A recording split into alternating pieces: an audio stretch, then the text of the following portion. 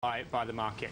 I think it's expected now. That's actually the market consensus, 7.3%. But the concern is that it is quite a steep fall from 7.7% that we saw in the fourth quarter. And indeed, today's money supply numbers were a very interesting set of numbers. Money supply, the lowest growth rate that we've seen in 13 years since January 2001. So a big impact in terms of the Chinese currency, where we saw the yuan falling, as well as copper prices falling. So tomorrow's China GDP numbers are going to be very important, especially for that material space. And that materials and that energy space has been a very interesting area to be for the Australian share market.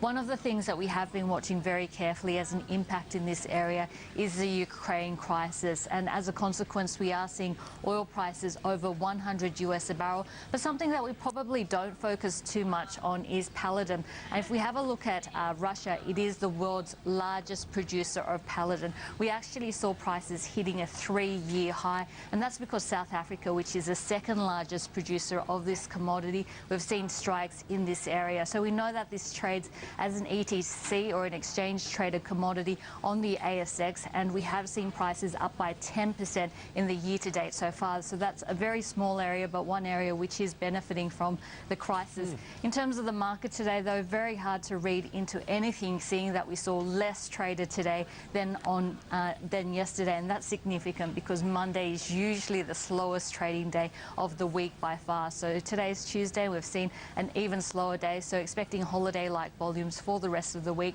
A very interesting day for the poster boy of the high growth stocks, and that's Xero. Now, we have seen Xero shares down 16% since the wobbles on Friday that we saw on the Nasdaq. Today, at one point during the session, Xero was actually up by 2.2%. By the end of the session, we saw the stock down by 3.7%. So while initially we saw some of these high growth momentum stocks bouncing back, by the end of the session we saw quite a bit of negativity still being attached to some of these high valuation stocks. And if we have a look at some of the other stocks which have been impacted quite a bit during the last couple of sessions, including Freelancer as well as REA Group, both of these stocks actually ended flat despite the bounce back we saw on the Nasdaq as well as the US stock market. So an interesting day, but one that's hard to read too much into given the very light volumes that we saw.